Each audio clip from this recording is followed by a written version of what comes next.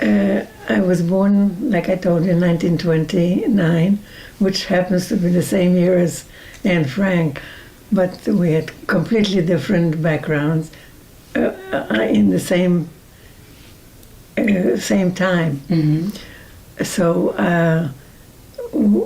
when the war started in 1939, I was in Poland, and Poland was invaded by the Germans in about 10 days. Poland was defeated. The part of Poland where I was born was taken over by the Russians, the communist Russia at the time. So it was divided in half. Half was Russia and half was Germany. We were really lucky that it was Russia because they didn't pick on Jews particularly. They did take businesses away. They took material possessions away because it was a communist country. So my father at the time lost his business, but we still had our apartment, and I went to school for about 2 years. In 1941, June of 1941, the Germans invaded Russia, and our city was taken over by the Nazis. And that's when the trouble for the Jews started. The first thing they did, within days of occupation, we had to wear yellow stars in the front and in the back of our garments. We had to walk in the gutter. We weren't allowed to walk on the sidewalk. And of course, no school, no nothing. And that was till June, July, August, September 3rd. And I remember the date. We looked out the window and we saw our neighbors and other Jewish people walking with packages, with their belongings, with suitcases. So what happened? Where are they going? They're going to the ghetto. So where is the ghetto? There was a Jewish section in Vilna. That's the city where I was born, where, poor Jewish people lived, and there was kosher butchers there, the real Jewish section. They, overnight, they killed all the people that lived there, which were mostly, poor Jewish people, and took them to a place, it's called Ponari, which is a famous killing place. Mm-hmm. To empty the place so that the people from all over the city could go into those few streets. So you can imagine thousands and thousands of people trying to get into those few streets. And by the time we got there with packages, and prior to that, when they told us to get out of our apartment, the Gestapo with guns came into our apartment and said, "You have 10 minutes to get out." So where are we going? We didn't even know where we were going. They say, "You're going to the ghetto." We said, "What ghetto? What are you talking about?" Anyway, I remember my mother putting a blanket on the floor and she says, "Throw things in there so we can take it with us and go wherever they take us." And I remember it was September, and it was hot, and my mother said, "Put on your winter coat." I said, "Mom, it's so hot." She says, "It'll come in handy," and sure enough, it was a good thing. I had a summer dress and a winter coat, and whatever you could put on yourself and carry with you. Thank you.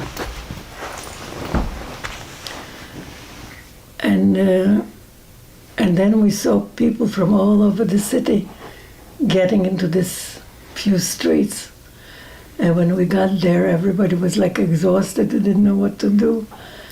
And we slept somewhere, I think in a storefront overnight.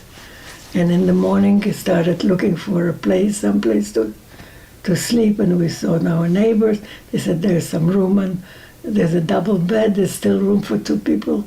And, 4 women would sleep on it. Anyway, somehow we got through and found a place to stay. And under similar conditions, we stayed in ghetto for 2 years. The man went to work every morning outside the ghetto, and some women too, depending on whether I was 12, so I was too young. So they started some kind of a school, and that didn't work. And I remember there was a lady, she was a former teacher. So my mother says, I'll pay you, I'll give you food, but teach her something. So, so that was my schooling. Oh my gosh. What kind of jobs did the men have that they left for? Was it their own jobs that they had before? No. Not at all. Maybe a lawyer would dig ditches. Oh my gosh. Completely different. Whatever they wanted you to do. They wanted, yes. So that was for 2 years. And it was, so many people in such a small area. So, of course, they were afraid of epidemic of the sicknesses. So they would, every so often, they would take a few hundred, or under any pretense, they sick, they limping, they killed them. And they took them to this Panari, what I'm telling you. Mm-hmm. And at night, we would find out, during the night, the Gestapo came and took away a few hundred Jews from here, from there, but you never knew. You were afraid to go to the hospital, because the hospital was the first place they would take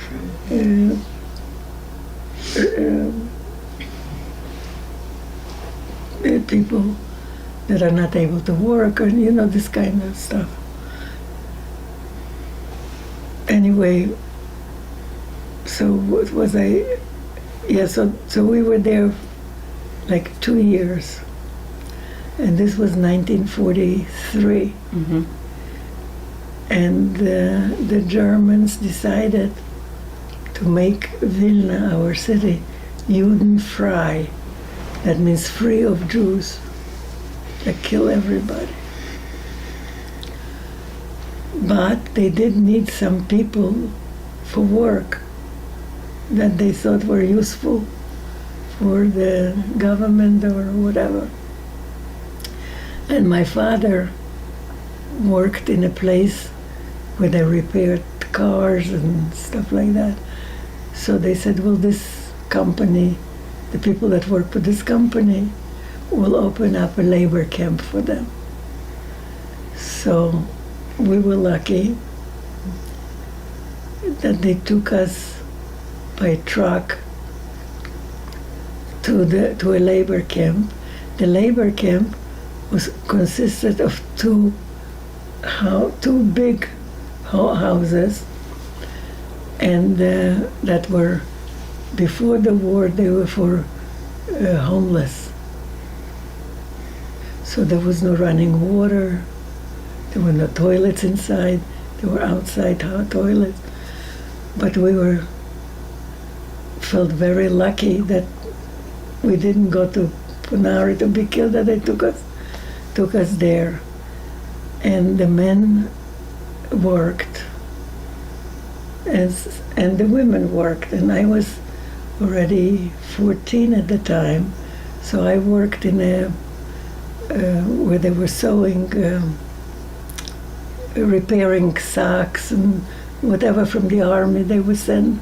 And my mother worked in the laundry, so they would wash it there, and then we would sew it. The men would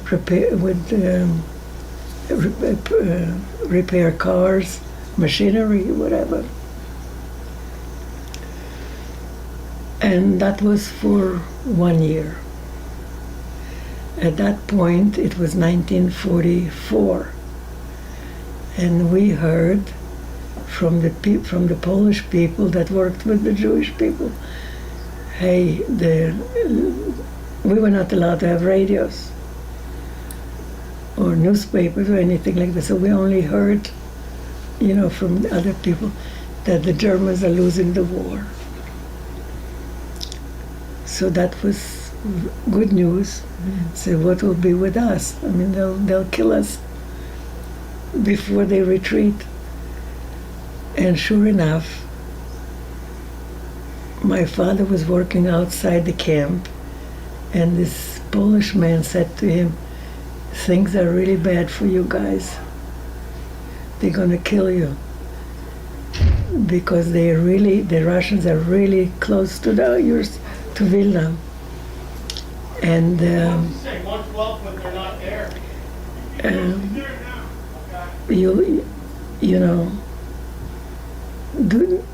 hide, run, do something. So my father quickly, when he was outside, went into to the camp, and he said to my mother and me, the guard at the camp right now is drunk, and there's only one guy at the gate. Just go. So in a summer dress, my mother in a summer dress, and I had wooden shoes. He says, just go, and go to a man by the name of Nikolai, his name was. He was a co-worker with my father, and he took a liking to my father. And he says, Sam, whenever you're in trouble, I'll hide you. And I live only like 2 blocks from the camp. So my father explained to us, basically, that Nikolai lives in this house with a porch, and he'll hide you. So my mother and I, we walked, and I remember my mother says, smile, smile, because Jewish people were so sad that we didn't smile. So smile, we try to artificially smile. Yeah, my gosh. And we did find the house, and we find Nikolai sitting on the porch. And we woke him up, and we told him who we are. And he said, oh my God, did anybody see you coming here? I said, no, I don't think so. We don't think so. So he opened the cellar door and threw us in there. And my mother and I, we stayed there till it got dark. And all of a sudden, which I'll never forget, like the door of the cellar opened and my father came. He was able to run away, and he knew where we are. And he was as pale as a ghost, shaking. I'll never forget that. He says, I ran with all the other people that kept running, and they were shooting at the people. So whoever was shot fell right on the ground, and who made it? And my father, some luck, made it. And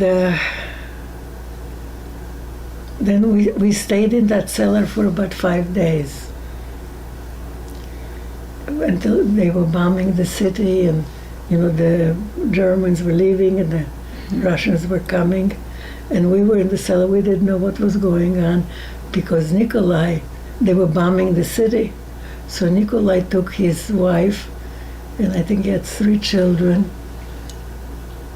to go out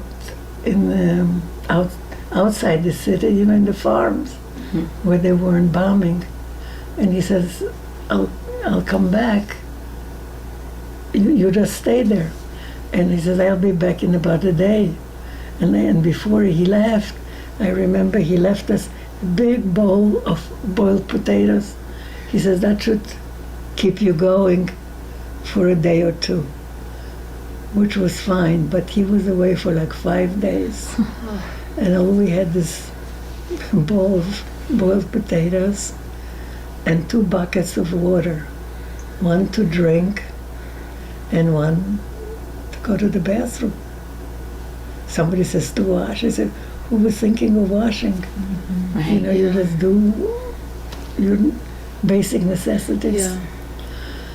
And then 5 days later, Nikolai came with his family. They opened the door wide. You can come out, you're free. The Russians are here. And the first Russians we saw, I think we hugged him. Thank you for liberating us. And then we walked around and found some other people that survived, and, you know, then life went on. But this was the basic. Wow. Oh my gosh. That's incredible. Wow, that's incredible. What a story. Oh my gosh. You heard it a million times. You know what? Every time I hear something new, though. Yeah. I didn't know the boiled potato story. Oh, I didn't know that. yeah. I thought there was just food in the basement. The what? I always thought he just left food in the basement, like fruits and vegetables. No. I didn't know. Oh my gosh. Wow. I mean, the whole population was not in good shape. And it's amazing that your family was able to stay together. Yes. The 3 of us. Yes. Yes. Because Yes. so many of the stories and testimonies that we've already shared with the students, Yes. you know, so many families were ripped apart. Yeah. So Yeah. that is, I mean, my extended family was killed. okay. You know, my sister, my nephew. But the 3 of us Mm-hmm. was amazing. Right. That we stayed together. Yeah. Sorry, I just like need a moment to like decompress. When you were in the ghetto, like what would a typical day look like for you as a 12-year-old, 13-year-old That's girl? funny. That, a lot of people ask me that. Well, first of all, they try to pull a school together, which never materialized. So we didn't go. We ran to the school of, the teacher was killed last night. I mean, you know. So that schooling was very, very Limited. limited. Yeah. The main thing, which I don't think anybody would really, we stood in line. And they always sent me because I wasn't a good cook or anything. You know, I was 12 years old. So my mother would say, go stand in line. I think they're giving bread. Go stand in line. I think they're giving butter. So all my days I stood in line. Oh my gosh. And when I came, they said, well, what did you get? What did they give? Sometimes nothing, sometimes potatoes, sometimes. Yeah. And also, you didn't get enough to eat what you wanted, but my father was going out to work. So, like he gave somebody his wedding ring, and for that, he'd say, a whole month I'll supply you with, let's say, potatoes or carrots or something. And my mother, she had a winter coat or whatever, and she sewed like a pocket in there so he could hide it. Because when you came back from work, you weren't allowed to bring anything. Oh. But he had hidden potatoes or carrots or no eggs. Hopefully not. That would have been a little mess. Yeah. Oh my gosh. And many times I would stand by the gate and wait for my father's to come and I said, what'd you get? What'd you get? What do you have? What do you have? Oh my gosh, that's incredible. Ugh. Did you have a lot of friends that you made? Like, were you there with other girls that were your age that you were? Oh yes, oh definitely. Were they friends from before? From before, Okay. and new friend. Mhm. You know, he saw a girl your age and started talking. Oh, that's all. At least. Oh my gosh. I'm gonna look at the questions that the kids have. So the kids wrote questions, Mom. That there's Of course. class. Yes. So. Okay. What was one of the first things that you did once you realized that the Russians had liberated the city and you guys were, you were free to go back to living life as you should? Yeah, What was one of the first things that you remember doing? take a bath.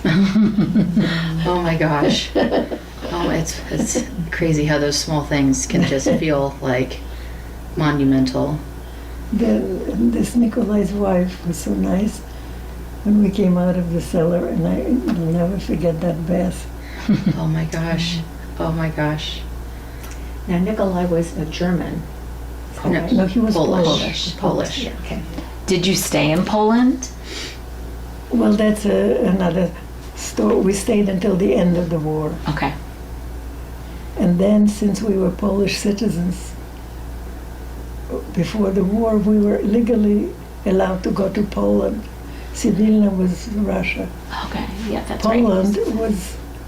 was also under the Russian occupation or Mhm. domination, whatever you want to call it. But it was a little freer. You could have your own small business. You could.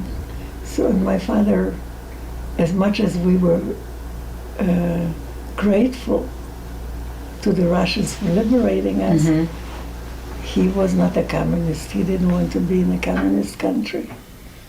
And I remember him saying, we survived, and let's think of the future and not be in a communist country if we can possibly avoid it. So we went to Poland. And there was a group of they had, I don't know even how to explain it. They had a Jewish community, not community, but like some even guys came from Israel, everything illegally, to see what they can do with the Jews that survived. Oh, And they formed DP camps, which stands for Displaced Persons, which wasn't only for Jews. It was also for people that simply didn't want to go to a communist country. Mhm. So we ended up in Austria and stayed there for almost a year. Until in a displaced person camp. And one day there was a American soldier. He looked like an American soldier in uniform, and he spoke Yiddish, spoke Jewish. Mhm. We didn't speak English, so he stood. It was like, you remember a bridge? I took you there after the war. And on that bridge he stood in his American uniform, speaking Yiddish. He says, "You'll understand me. If you have any relatives in the United States and you want to contact them, if you give me a letter for them, I will, my mail will go faster through the army than yours from DP camp."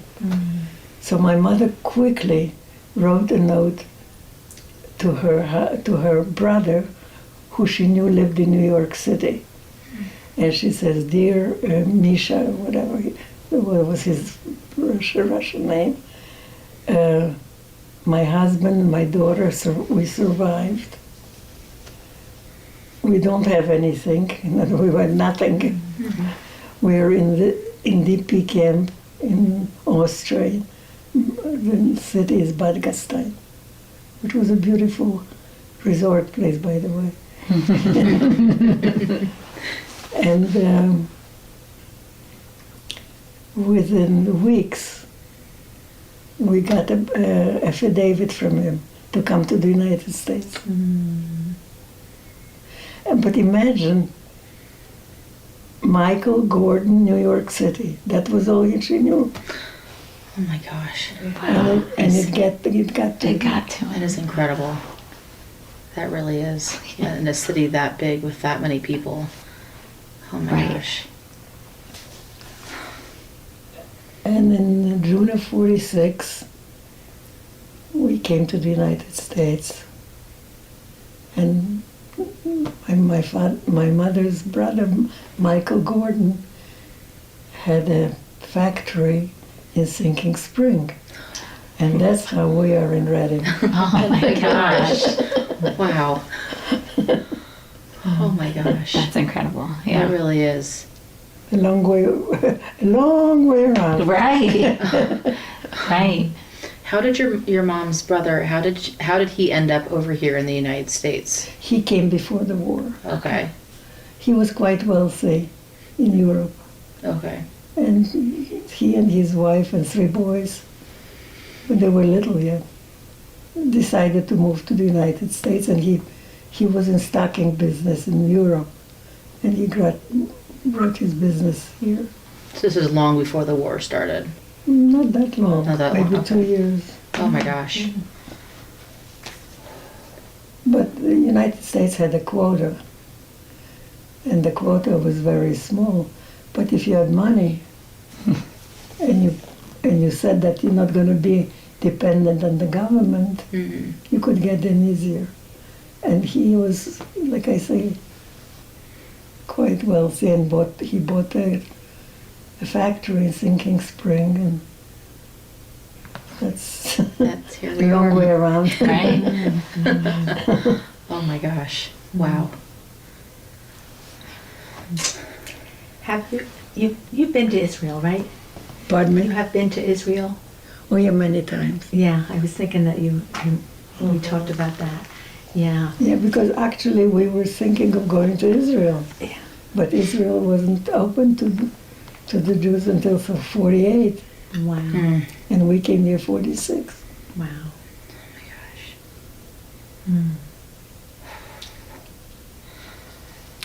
So that man on the bridge, you were there at the right time to hear him. Yeah. That invitation. Yeah, That my was, gosh. there weren't so many people around him. wow. Wow, I know. Oh my gosh. Like full chills. But can I just? Yes. So the Nikolai, I mean, he was very brave. Wouldn't you say Nikolai was very brave Yes. as a non-Jew? He would have. His whole family would have been killed if the Germans knew. The Germans would have Right. killed him. So if- you were so appreciative of him. he took, like in Israel they have a garden of, what is it called? Yad Vashem, did you? The Yad Vashem. In English, Righteous- righteous Gentiles. Righteous, yeah. Who helped Jewish Who people. helped Jewish people, like By this mission. Nicola. Unfortunately, I don't know his last name. And just Nicola, I mean, that's, Yeah. And did you ever have any communication with him my parents. after? My parents did, but not since we came to the United States. And I don't know what happened to the address, I don't know. But no, they didn't. That was before the days of the internet. Right. Yeah. Yes. Before Facebook. Yeah. Yeah. I don't even know his wife's name. I don't even know his last name.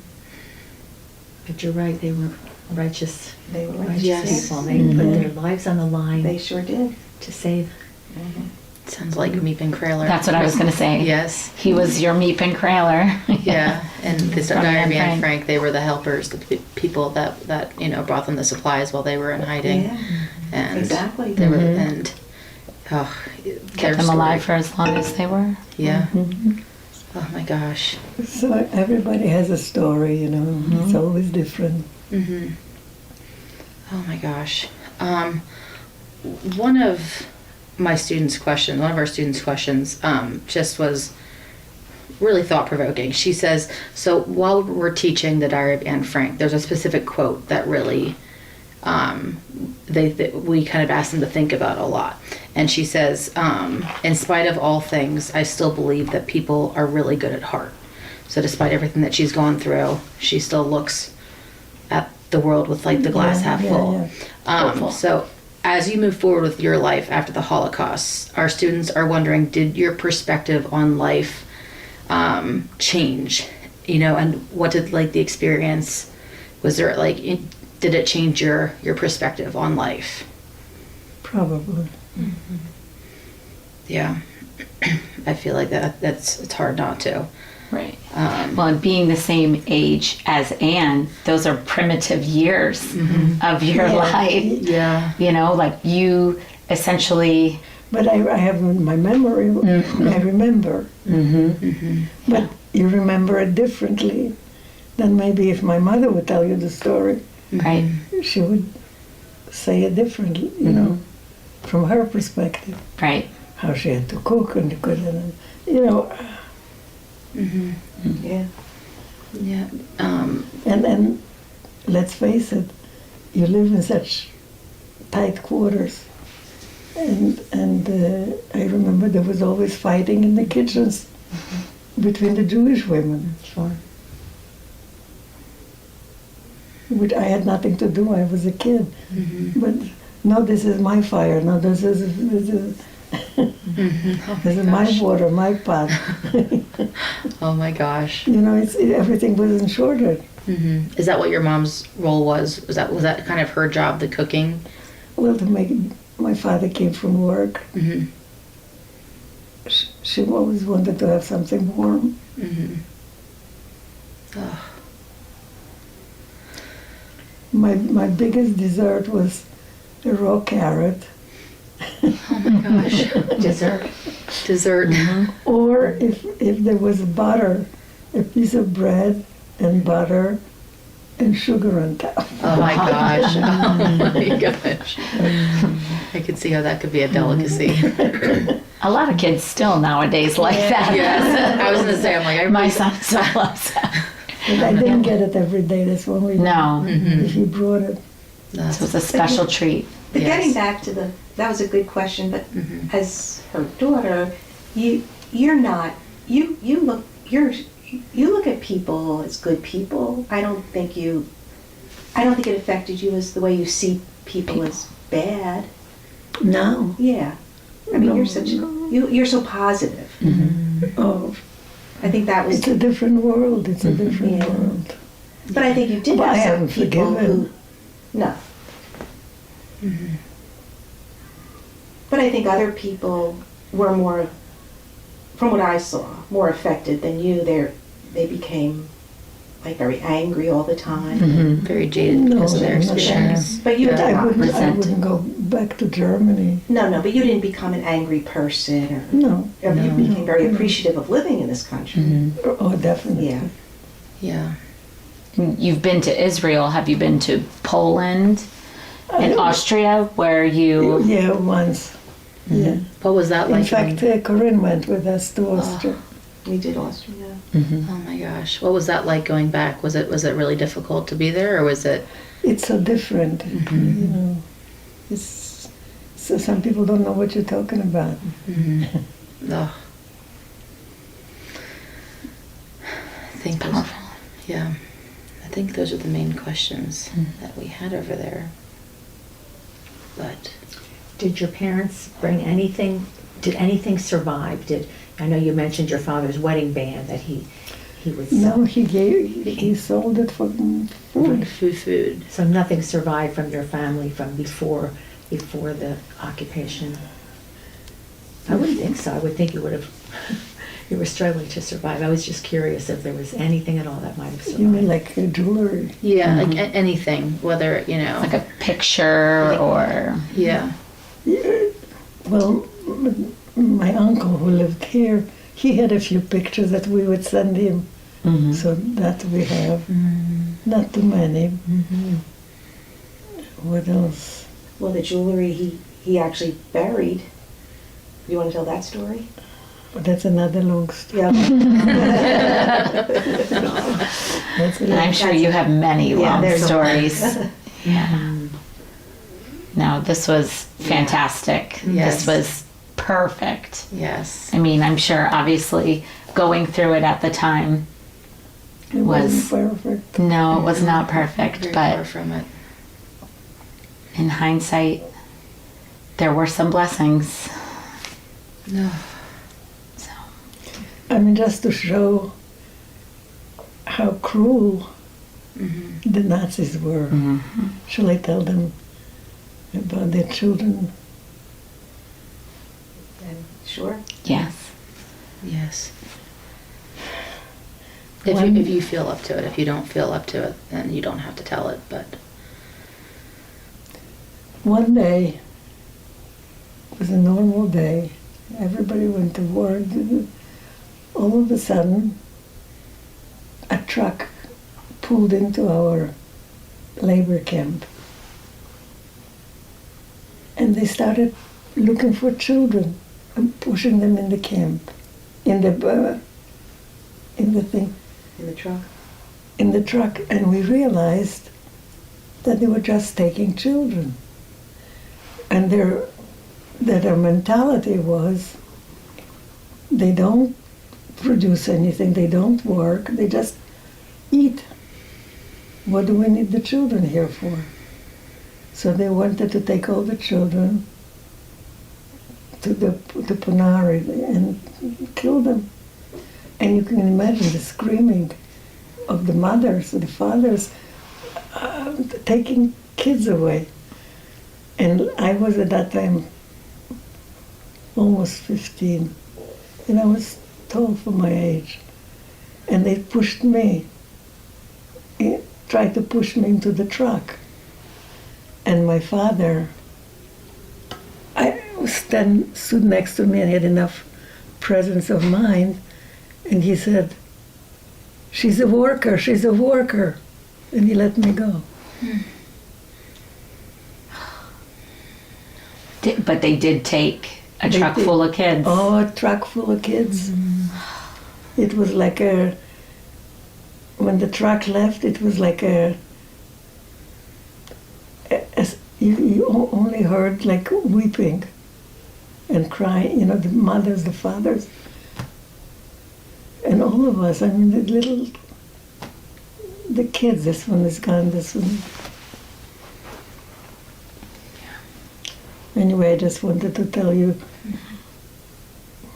Yeah. yeah. Polari.